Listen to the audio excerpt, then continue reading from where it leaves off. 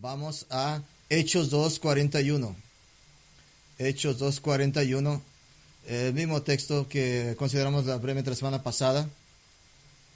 Mientras se encuentran eso, voy a orar por nosotros. Padre, venimos ante usted esta mañana, continuando con el deseo de comprender cómo ser obedientes hacia usted como una iglesia que honra a Cristo. Ahora que en nuestro tiempo esta mañana, más importante, sea placentero para usted, que represente con veracidad a usted, que nos llene sus corazones de gozo mientras entendemos cómo debemos de ser obedientes a usted en nuestro compañerismo. Que nos bendiga en este momento.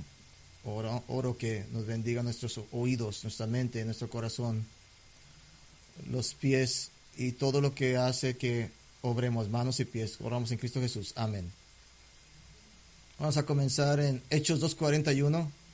Después vamos a ir al libro de Santiago, un minuto después. Sinclair Ferguson escribió, creo que era un poco asombroso, entre más pienso, comparado con la escritura, creo que lo tenía exactamente correcto. Escribió esto, dice que la iglesia es tan central en la visión de la vida cristiana del Nuevo Testamento que en algunos sentidos es incluso más básica que la más básica de esferas de vida familiar. Que según la Escritura, según el Nuevo Testamento, la iglesia debe ser más fundamento que la... Argumenta que la iglesia no es un complemento de nuestra vida familiar, sino la iglesia es el foco central de la vida familiar. La iglesia es el centro de enfoque de nuestra vida familiar. Es donde vivimos nuestra vida. Y usa la frase que amo y está cerca.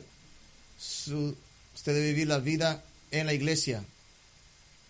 Su familia necesita la iglesia para su propio crecimiento, salud, responsabilidad y vitalidad espiritual. Y todos pueden encontrar a su familia también en la iglesia. Y pienso a donde él iba con esto es que usted puede, según Cristo, encontrar a su familia en la iglesia. No puede encontrar la familia en la iglesia en la familia. Así que este mensaje sobre la iglesia que honra a Cristo, quiero abordar la dulce comunión del cuerpo de Cristo, nuestro compañerismo.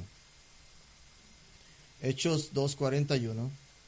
Así que los que recibieron su palabra fueron bautizados y se añadieron aquel día como 3,000 personas. Y perseveraron en la doctrina de los apóstoles, en la comunión, unos con otros, y en el partimiento del pan y en las oraciones. Libros y artículos, filosofías enteras de ministerios se han construido sobre Hechos 2:42, estas piedras angulares de la iglesia. La enseñanza de los apóstoles, la comunión, el partir del pan, probablemente la mesa del Señor, y las oraciones, es decir, el cantar los salmos. O para decirlo más ampliamente, las piedras angulares de la iglesia se describen como la palabra de Dios, la reunión, comunión de los santos, la práctica de las ordenanzas y la adoración colectiva en conjunto. Y al final de esto, en el último mes, en numerosas ocasiones, el impactante librito del pastor puritano John Owen, llamado Un manual para miembros de la iglesia, deberes de la comunidad cristiana. De hecho, es un libro tan útil que los ancianos pronto enviarán una copia a todas las familias de la iglesia. Es un libro maravilloso. Si alguna van a encontrar la manera de dárselo en las 100 semanas. Para este mensaje voy a apoyarme mucho en el hermano Owen. Para este título, mensaje, ya que sus amonestaciones son eternas, están saturadas de escritura. Eso es como una nota humorística. Owen, este hombre Juan, es conocido por sus prolíficos escritos. Prolíficos, uno de mis profesores de seminario mencionó que el tema de John Owen era ¿por qué escribir 20 palabras cuando puedes escribir 10,000 son suficientes? En 1850, un tal William Gould, ministro escocés del siglo XIX, escribió una reseña del folleto de Owen, publicado originalmente en 1647 para la iglesia del siglo XVII, pero publicado en esta forma alrededor del 1850. Escribió: John Owen está aquí, por una vez, un maestro en la arte de la escritura concisa. No sé si es un complemento, pero eso fue lo que se reveló. Para ser más conciso, voy a resaltar 5 principios del compañerismo cristiano. Esto no es una práctica común, pero va a ser de ayuda para entender a nuestro hermano. El primer principio, el principio del esfuerzo intencional. El esfuerzo intencional. En la regla número 4 de Owens para el compañerismo unos con otros, él afirma: los creyentes deben mantener un cuidado y esfuerzo incesante para preservar la unidad, tanto en general como en particular. Deben de mantener cuidado y esfuerzo incesante para preservar la unidad. Nuestra comunidad, nuestro compañerismo es precioso para nosotros y por lo tanto se requiere un esfuerzo intencional para preservar esa comunión en lo que respecta a mantener la unidad y armonía juntos. No hablo de unidad a toda costa. Esto es unidad bajo la bandera doctrinal del evangelio bíblico. No es para todo el mundo que dice, yo creo en Jesús. No es para todo el mundo que dice solamente. Es basado en doctrina bíblica. Quizá el pasaje principal sobre el esfuerzo intencional por la unidad sea la clásica amonestación de Filipenses 2, 1-3, donde dice: tanto si hay algún consuelo en Cristo, si hay algún consuelo de amor, si hay algún consuelo de comunión del Espíritu, si algún afecto y compasión, cumplí mi gozo, que penséis de la misma manera, manteniendo el mismo amor, estando unidos en el Espíritu, pensando en un solo propósito, no haciendo nada por ambición egoísta o por vanagloria, sino con humildad de espíritu, considerándose los unos a los otros como más importantes que ustedes mismos. Pues escuchar el anhelo de su preocupación por esta unidad, diciendo: si hay, aunque sea un mínimo grado de amor, incluso un mínimo comunión del Espíritu, incluso un rastro de afecto y compasión, mantener la unidad, considerando humildemente a los demás como más importantes que tú mismo, porque el compañerismo es precioso. Y exhortaciones similares están salpicadas por todo el Nuevo Testamento. Efesios 4:3, debemos ser diligentes a guardar la unidad del Espíritu en el vínculo de la paz. 1 Corintios 1:10 se nos exhorta a estar de acuerdo y que no haya divisiones entre nosotros. ¿Entendió eso? Debemos estar de acuerdo. Acuerdo y desacuerdo no pertenece a la iglesia. 1 Corintios 13:11, debemos tener un mismo sentir y vivir en paz. Romanos 14:19, debemos buscar las cosas que contribuyan a la paz y edificación unos con otros. Romanos 15:5-6, debemos ser de un mismo sentir unos a otros para que unánimes a una sola voz glorifiquen a Dios y Padre nuestro, nuestro Señor Jesucristo. ¿Entendió eso? Uno a otro, una mente, una voz. Cuando se entera de que los cristianos corintios realmente se están demandando en las cortes entre sí, Pablo les ruega que deben de parar, dejen de hacerlo. Él ofrece una opción completamente diferente, 1 Corintios 6:7. Da esta opción: ¿por qué no ser agraviados? ¿Por qué no dejarse defraudar? Siempre déjense. Hechos 4:32 describe la iglesia primitiva en Israel. Y la congregación de los que creían eran de un solo corazón y de un solo alma. Una sola alma. Así es que quiero tomar un tiempo de responder la pregunta: ¿por qué deberíamos hacer este esfuerzo intencional hacia la comunión de los santos? Simplemente voy a darle unas razones. ¿Por qué debemos hacer este esfuerzo intencional? ¿Por qué simplemente ir a hacer lo que se nos dé la gana? Primera razón: Cristo y los apóstoles están de acuerdo en un unanimamiento, en esta comunión. Encuentre un desacuerdo en el testamento en Cristo y cualquiera de los apóstoles, en unidad. No hay un desacuerdo. Es imposible encontrar ningún desacuerdo en el Nuevo Testamento, poniéndose al otro más arriba que sobre él. Segunda razón: cuando se descuida y daña la comunión, esto trae deshonra al Señor, escandaliza el evangelio. ¿Por qué? Porque parece que no tiene diferencia, no hay diferencia. Arruina las iglesias y está avergonzando a los santos, las destruye.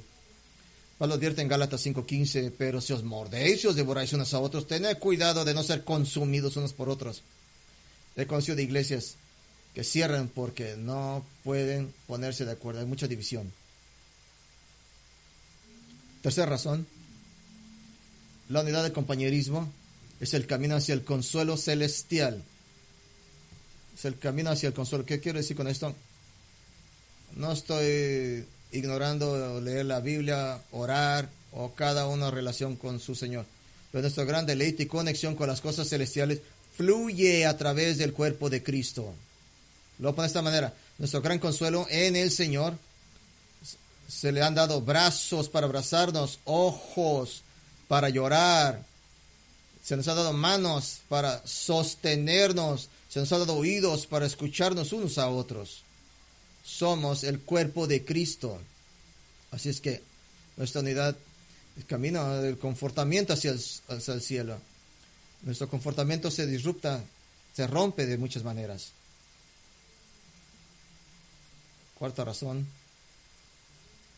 El daño a la comunión cristiana causa tremendo dolor y angustia al cuerpo de Cristo. Tremendo dolor y angustia al cuerpo de Cristo. Dolor, el compañerismo dañado causa un dolor que altera la vida de muchos y casi nunca se limita a una sola persona. Daño al cuerpo de Cristo es contagioso. Usted daña la compañía de uno y daña a muchos, casi a todos. Quinta razón. La falta de unidad profana la cena del Señor. La falta de unidad profana la cena del Señor. Compartimiento del pan. Sé que no sabemos mucho es profanar. Es la idea de profanar. Es tratarlo como si no fuera santo. Eso es profanar. La cena del Señor es una celebración de la reconciliación con Dios a través de Cristo. Sin embargo, si no nos reconciliamos unos a otros con lo mejor de que podamos, la cena del Señor queda contaminada, incluso profanada. Como si tomara el pan y el vino y celebra aun cuando está extendiendo la gracia a otros, pero usted la quiere recibir. Es profanar. Sexta razón, creo que la más importante, tal vez. Cuando la unidad es irrumpida, la misión del Evangelio se detiene y se daña cuando seguimos el compañero. Cuando la comunidad de un cuerpo local está constantemente marcada por división y relaciones rotas, la efectividad de ese cuerpo para el reino se ve derribada en igual medida. Hay que ser parte de eso. Voy a tratar con esto en el próximo capítulo sobre la pureza de la iglesia en la tarde. Es que no voy a pasar mucho tiempo en eso. Segundo principio, no razón, principio. El principio de la conversación espiritual. Conversación espiritual, el principio.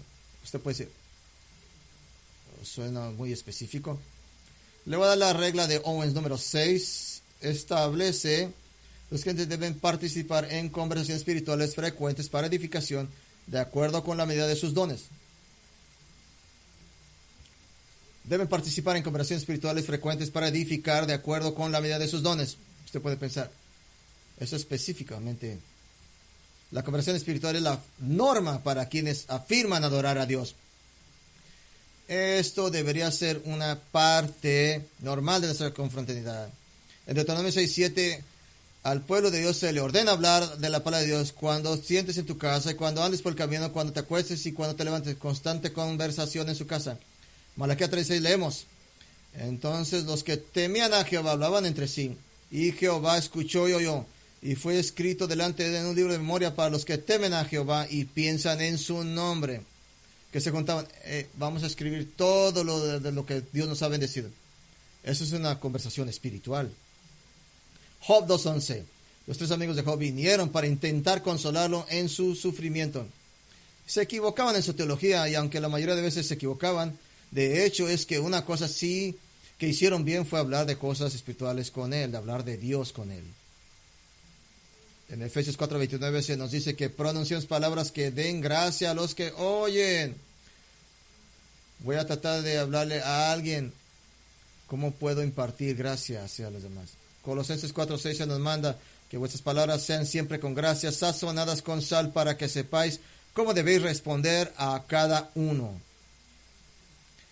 En vez de venir con chiles, con sal sazonada, Efesios 5:4, nuestra conversión no debe caracterizarse por inmundicias y necedades, groserías que no convienen, sino más bien acciones de gracias.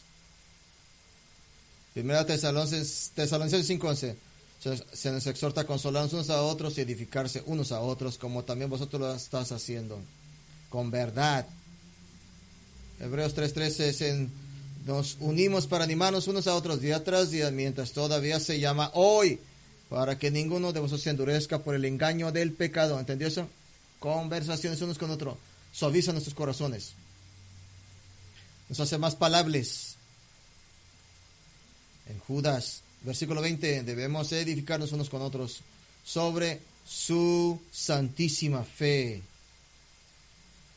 Hebreos 10, 24, 25, debemos considerar cómo estimularnos unos a otros al amor y a las buenas obras.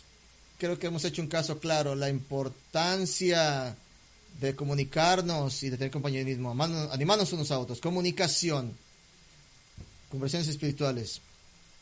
Es importante el compañerismo cristiano en la comunicación de unos con otros. Tercer principio, el principio de ayuda al paciente. El principio de ayuda al paciente. Regla número 7 de Owen dice: los creyentes deben soportar las debilidades, sensibilidades y fracasos de los demás con mansedumbre, paciencia y compasión, brindando ayuda y asistencia. Creyentes deben de soportar todas estas cosas, fracasos de los demás, con mansedumbre y paciencia. Este es el balance de que voy a hablar esta tarde. Es el equilibrio que vamos a abordar. La pureza de la iglesia, el punto de partida de la ayuda al paciente. Efesios 4:2, de que sean amables unos con otros, misericordiosos, perdonándose unos a otros, así como Dios también os perdonó vosotros a Cristo. La constante ofrenda de perdón del hermano arrepentido, el Mateo 18:22, que ofrecía 70 veces 7 veces. El recuerdo de Marcos 11:25, de que si alberga amargura en su corazón, su relación con Dios se afectará negativamente. Esta es la ternura de Romanos 14:13. De tener cuidado de no ponernos tropiezos espirituales unos delante de otros, unos con otros. No trate de ser ofensivo. Esta es la determinación de Romanos 15:1-2, de que los espiritualmente más fuertes deben soportar las debilidades de los espiritualmente más débiles. De que cada uno de nosotros debe agradar a su prójimo para su bien, para su edificación. Y claro, no podemos perder el carácter del amor de 1 Corintios 13, del 4-7, paciente, bondadoso, no celoso, no jactancioso, no arrogante, no impropio de un cristiano, no buscando una agenda personal, no provocado, no recordando siempre los errores sufridos, no regocijándose en los fracasos espirituales de los demás, regocijándose en la verdad, queriéndolo todo, esperándolo todo y soportándolo todo. Y claro, está la súplica de Pablo a la iglesia colosense. Colosenses 3:13-14, donde dice: vestidos pues como escogidos de Dios, santos y amados, de un corazón compasivo, bondadoso y humilde, mansedumbre y paciencia, soportándose unos a otros y perdonándose unos a otros. Cualquiera que tenga queja contra alguien, así como el Señor bondadosamente os perdonó, así también vosotros por encima de todas estas cosas, vestidos de amor, que es el vínculo perfecto de la unidad. Qué suave y glorioso recuerdo es este. Hermano Owen, escribe sobre este concepto de ayuda al paciente. Y es bien directo. ¿Ves fracasar a tu hermano? Tenle lástima. Continúa en ello. Oren fervientemente por él. Adviértele. ¿No puede otro hombre pecar sin que tú respondas pecando también? Si estás enojado, molesto, regocijado, alejado de él, eres su cómplice en el mal en lugar de ayudarlo. ¿Qué pasaría si Dios se enojara cada vez que le diste una causa, te golpeara cada vez que lo provocaste? Lo opuesto de esta paciencia ayuda es el ataque impaciente. Owen continúa: algunos hombres se regocijan por los fracasos de otros, son maliciosos y fracasan más en su gozo pecaminoso que sus hermanos a quienes critican. Algunos están enojados por las debilidades y enfermedades, son orgullosos y vanidosos, sin considerar que ellos también son carnales. Algunos se deleitan en pensar siempre y continuamente en una debilidad. No merecen recibir caridad por sus propias debilidades. ¿Por qué debería detenerse y considerar seriamente su posición de ayudar a los demás? Recuerde la infinita paciencia y gracia de Dios para perdonarle. Recuerde que Cristo incluso ahora está mediando por usted, intercediendo. 1 de Juan 2, del 1 al 2.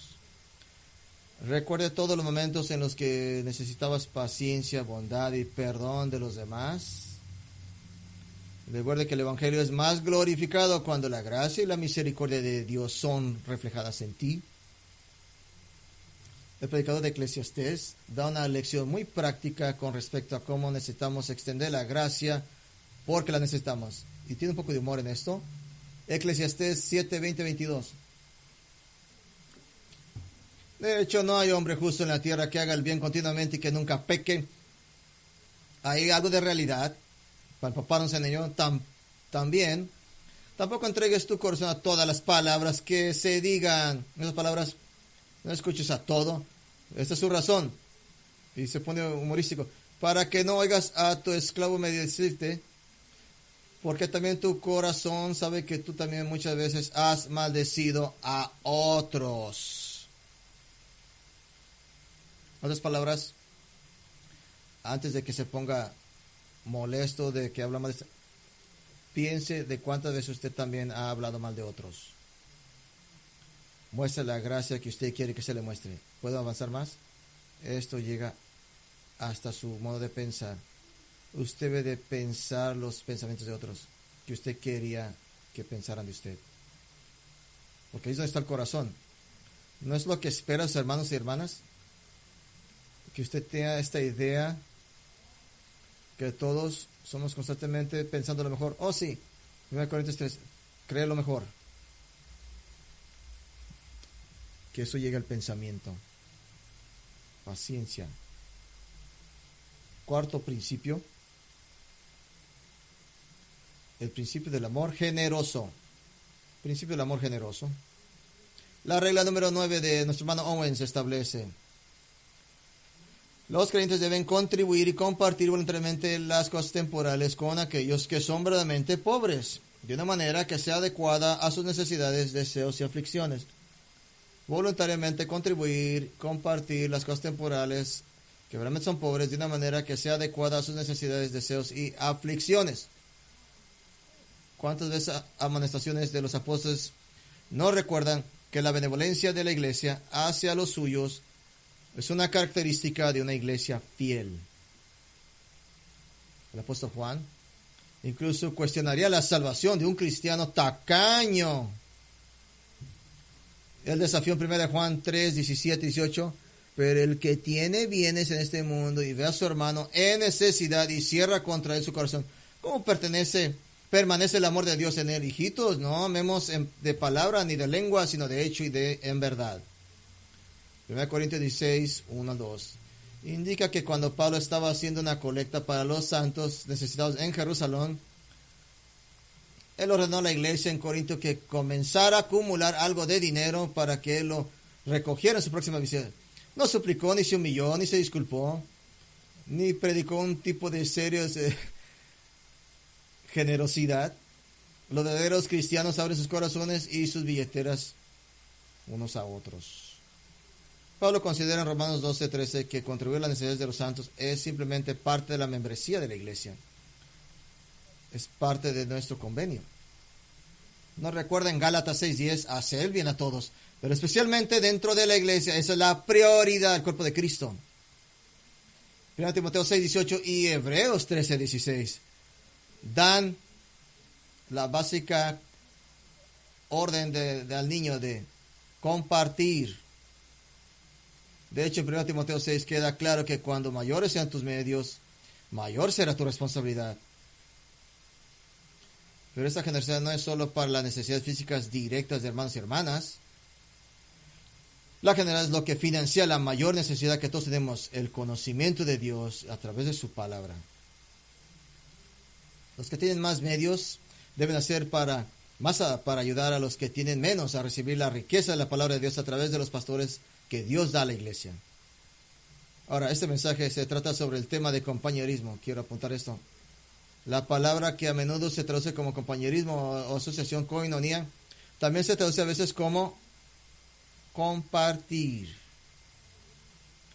Pablo escribió en Romanos 15, 26 a los macedonios, y acá ya tuvieron a bien compartir con los pobres entre los santos en Jerusalén. Voy a dar dos motivaciones para compartir. Para compartir. Primero, Cristo considera que lo que haces con su gente, su pueblo, es lo que haces con Él. Que lo que haces con su gente, su pueblo, es lo que haces con Él. En su descripción del juicio venidero de las abejas y las cabras, Mateo 25, Jesús afirmó: en la medida en la que hiciste a uno de estos hermanos míos, incluso al más pequeño de ellos, a mí lo hiciste. Habla de esta bondad tierna y sencilla, cómo alimentar a un hermano hambriento, darle agua a un hermano sediento. Segunda motivación para compartir: considera las promesas de amor generoso que conlleva. Proverbios 19, 17 dice que el que tiene misericordia del pobre, a Jehová le presta y él le pagará su generosidad. Por eso está ricamente compactado. Que cuando le estás dando al pobre, estás preservando su dignidad. Estás encontrando la manera de preservar su dignidad. Eso es, para esto es maravilloso. Usted le está dando a Dios. Le está dando a Dios. Y Él le va a pagar para atrás por su generosidad. Bajo el antiguo pacto, pero aún con un principio universal, Dios promete respecto al necesitado.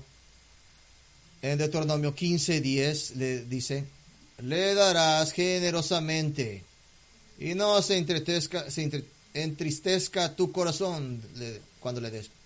Si le das a alguien 20 y por el último segundo estás sosteniendo, simplemente sosteniendo, no te entristezcas, porque por esto Jehová tu Dios te bendecirá por toda tu obra y en todo lo que pongas tu mano a hacer. Hay promesas. Si está nuevo aquí, tal vez no sepa, pero nuestra congregación, el segundo domingo de cada mes, tenemos comunión. El domingo que celebramos la Cena del Señor y asignamos comunión en particular, como el día de dar gracias, como Dios ha sido lleno de gracia con nosotros. Un día maravilloso de contribuir a la benevolencia de la iglesia. Y nunca podemos tener suficiente porque queremos ayudar a todos que realmente tienen necesidades. Este es un quinto principio. El principio de servicio indiscriminado. Servicio indiscriminado. Es un principio. No pude pensar en una palabra más corta porque es la mejor descripción. Ahora nuestro hermano Owen nos lleva a Santiago 2.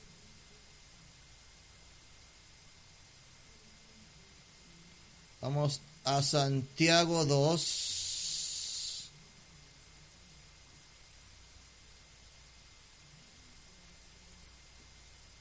Su regla número 12 dice: en los asuntos de la iglesia, los creyentes no deben discriminar a estas personas, sino condescender con el hermano más débil y realizar el menor servicio por el bien de sus compañeros creyentes. No deben discriminar entre personas, sino condescender con el hermano más débil y realizar el menor servicio por el bien de sus compañeros. Ahora Santiago, el medio hermano de Jesús, aborda este punto duro, con fuerza en el segundo capítulo de Santiago. Versículo 1. Hermano mío, no mantengan su fe en nuestro glorioso Señor Jesucristo con una actitud de favoritismo personal. Porque si entra en vuestra asamblea un hombre con anillo de oro y vestido con ropas brillantes, también entra un pobre con ropa sucia, y prestas atención especial a este vestido con ropa brillante y le dices: siéntate aquí en un lugar bueno. Y le dices al pobre: párate allá y siéntate junto a mi estrado de tus pies. ¿No habéis hecho distinciones entre vosotros y os habéis convertido en jueces con malos pensamientos?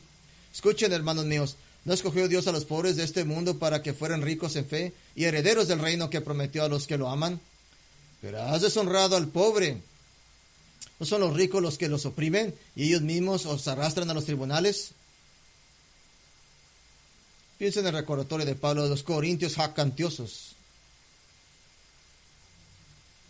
Dice en 1 Corintios 1:26, porque consideraron, hermanos, vuestra vocación de que no fueron muchos sabios según la carne, ni muchos poderosos, ni muchos nobles. Pero lo necio del mundo escogió Dios para avergonzar a los sabios, y lo débil del mundo escogió Dios para avergonzar a lo fuerte, y lo vil y despreciado del mundo escogió Dios, lo que no son, para abolir las cosas que son, para que nadie pueda jactarse delante de Dios. ¿Qué está diciendo aquí? ¿Quién escogió Dios? Generalmente hablando, aquellos que no son sabios, no son poderosos, no nobles, tontos, débiles, básicos, cosas que no son.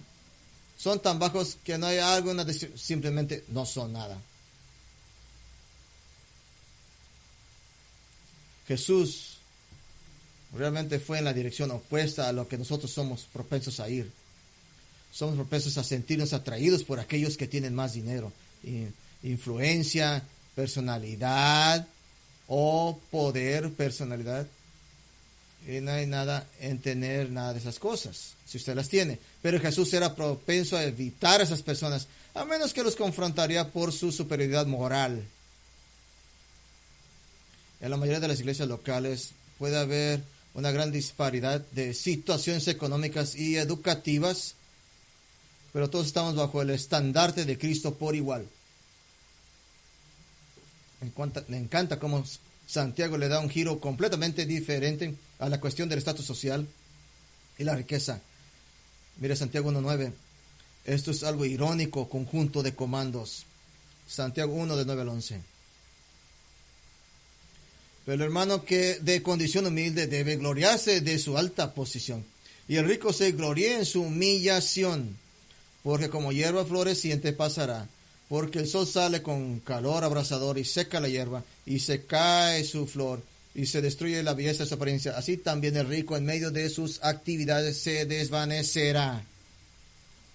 Otras palabras, el hermano en circunstancias humildes, que vive una vida humilde, es un futuro cogobernante con Cristo en la tierra, y en la posición alta, y ahora que está en una posición alta, no va a guardarlo el que está en la posición alta. Puedo pensar que tantos arrogantes creyentes de un mundo de vista humano en el reino de Dios serán sorprendidos justamente en la posición, ahora en la resurrección perfecta, están contentos y gozándose. Ese es el punto. Deben estar contentos de creyentes. Estar feliz y revisando. El objetivo del servicio indiscriminativo es estar feliz y regocijándose por hacerlo ahora. Para este tema en particular, en la iglesia que honra a Cristo, la aplicación es imperativa. Nunca mejor dicho. Deje de decir algo, especialmente mientras la iglesia crece. Hay un peligro. Los ancianos no siempre pueden establecer un sistema o programa de compañerismo que sea verdaderamente significativo. No pueden hacer eso.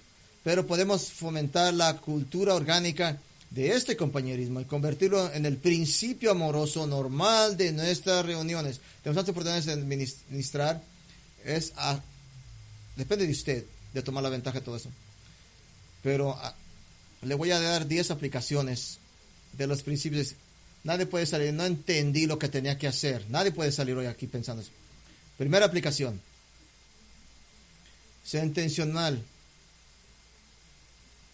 Sea intencional del ministerio. ¿Qué quiero decir? Cualquiera que sea el ministerio en el que sirva o en el que participe, sea más en el de los pequeños, en cualquier servicio, haga tiempo, sea más intencional en cuanto a entender las necesidades de los demás, sea lo que sea.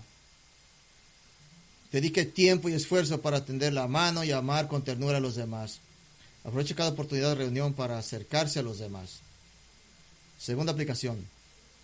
Mayores, busquen algunos santos más jóvenes. No voy a definir quién es mayor, eso lo voy a dejar a usted, que haga esa designación. Pero haga más allá de hola para tener una conversación espiritual. Impacte para una santa de 70 años, hablarle a una santa de 17 años sobre caminar con Cristo.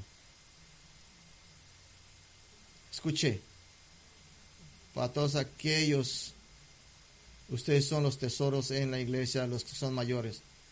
Son minas de oro, de conocimiento de Cristo. Tercera aplicación. Los más jóvenes, busquen algunos mayores. Vayan más allá de simplemente de hola y alcanzarlos. Vayan más allá de saludar. Tengan conversaciones espirituales, jóvenes. ¿Quieren enriquecerse en la confraternidad? Vayan a alguna persona mayor, pregúntale a un santo. No me importa cuánto tiempo, pero podrías decirme, ¿cómo llegaste a la fe en Cristo? Y va a escuchar una historia que le va a caer la quejada al suelo. Porque Dios trae a todo el mundo a fe en Cristo. En varias dramáticas. Cuarto, elija 3 personas o familias que apenas conozca e invítelas a su casa. Y cuando esta es una conversación, hola, nunca nos hemos conocido, ¿cuál es su nombre? ¿Podrías venir a mi casa la siguiente semana? Y cuando esté en su casa, dirija la conversación hacia la eternidad. ¿Sabe qué es lo más fácil de dirigir? ¿Cómo viniste a la fe en Cristo? Y ya se corren los dos hacia esa conversación. Quinta aplicación. Busquen en bendecirse y orar unos por otros en cada oportunidad. Bendecirse y orar unos por otros en cada oportunidad. Qué triste cuando una iglesia local caen cientos de conversaciones superficiales sin sentido en cada reunión de la iglesia. Que eso fue lo último que pasó. Sexta aplicación. Y voy a tomar del apóstol Pablo. Llorar con los que lloran. Utilice el ministerio de atención a los miembros de la iglesia. Involúcrese simplemente conducir un carro para alguien. Como esto, cuando pasó nuestro hermano James. Uno de los grandes testimonios que él dio es que como cada día durante su prueba, alguien de aquí lo está bendiciendo de alguna manera. Vamos a hacer aún más. Llore con aquellos que lloran. De nuevo voy a tomar en la séptima aplicación. Regocíguese con los que se alegran. Cuando escuches de un miembro de la iglesia que ha sido bendecido, pues no tenga celos, no sea envidioso, aumente su bendición, regocijándose con él. Honre a Dios, glorifique a Dios. Qué maravilloso es que te ha bendecido. Dígale, podemos darle gracias al Señor juntos. Me regocijo contigo. Para ser práctico, octava aplicación. Establezca algunas metas de compañerismo. Establezca algunas metas. No simplemente, Señor, traiga compañerismo a mi camino. Ponga metas. Programe algún tiempo intencional para acercarse a otros en la iglesia y bendecirlos con su hermandad. Y bueno, soy el que está solo. Entonces, aproxímese a alguien y no estará solo, se lo prometo. En conjunto con esto, nueva. Lleve un diario de confraternidad. Lleve un diario.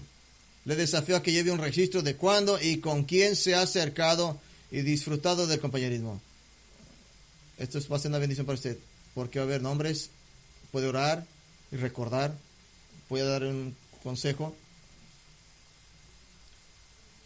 Si su diario enseña siempre la misma persona, tal vez usted es parte de una clica, una ganga.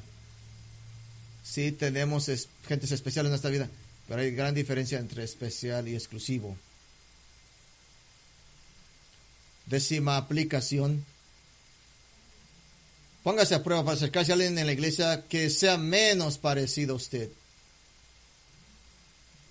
Menos parecido a usted. Se enriquecerá a medida de que amplíes tus horizontes para ver los diversos trasfondos a partir de los cuales Dios crea la iglesia de Jesucristo. Tenemos gente en la iglesia que nunca se acuerda haber estado fuera. Desde pequeñitos los han creado en la iglesia. Tenemos gente aquí en la iglesia que puede escribir en detalles qué significa estar dentro de la prisión adentro. Qué significa ser gente que saben qué es ser borracho, drogo, Tenemos muchas posibilidades. Encuentre a alguien, diga, usted no es como yo, ¿quiere venir a mi casa? Qué enriquecido es eso. Escuche, el impacto que usted puede tener simplemente por su dulce compañerismo con el, no lo podemos calcular. Y si es fiel a esto, seguramente se sorprenderá cuando llegue el momento de la recompensa en el cielo. Comencé con Sinclair Ferguson. Voy a terminar con ello. Cuenta la historia de uno de sus hijos adultos. Uno de sus hijos se convirtió en cirujano. Un hombre talentoso cirujano. Que lo visitó y regresó a su iglesia local de la cual se fue. Este pequeño que creció y ahora es un cirujano. El joven doctor Ferguson, en uno de los servicios, buscó a una de las mujeres mayores de la iglesia, una mujer modesta, de poca educación o medios, simplemente una mujer callada mayor,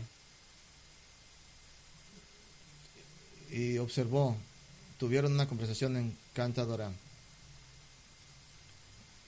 risas, gozo, y más tarde ella le contó a Ferguson, padre, de su falta de comprensión de por qué su hijo lo había buscado. Con razón tuvo esa conversación conmigo.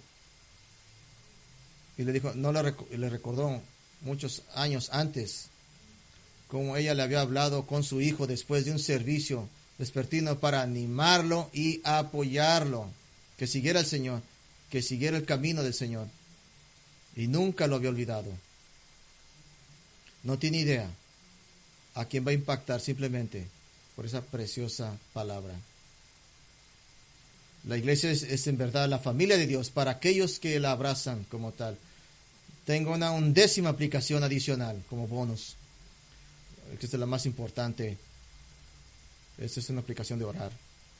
Ore para que los esfuerzos de toda la iglesia, toda la congregación, sea en compañerismo, sea tan testimonio, tan poderoso para la comunidad que cuando los invitados visiten la iglesia, vean el amor de Cristo y anhelen saber cómo compartir lo que Jesús dijo.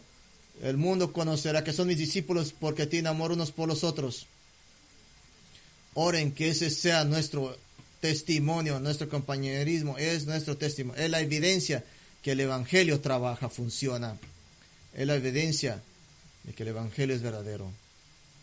Es la evidencia de que Cristo, la muerte de Cristo, lo cambió usted en alguien que usted no era. Y ore. Y tal vez alguno de ustedes esté hoy aquí.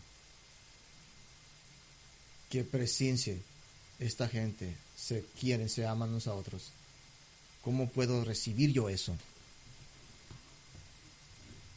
Usted tiene ese amando al mismo Salvador. Ahora, esta noche, ¿qué tenemos? ¿Qué hacemos? Si algunos están quebrantando, vamos a ver la pureza de la iglesia. Vamos a orar juntos.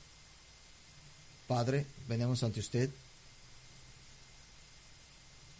Y para mí personalmente es siempre ver rostros de amados hermanos en Cristo, cada uno de ellos con una historia de salvación, cada uno de ellos con el momento en el cual ellos fueron regenerados en sus corazones. Me trae a mí gozo, Señor. Me recuerda del gozo de los hombres a Emaús, donde sus corazones ardían.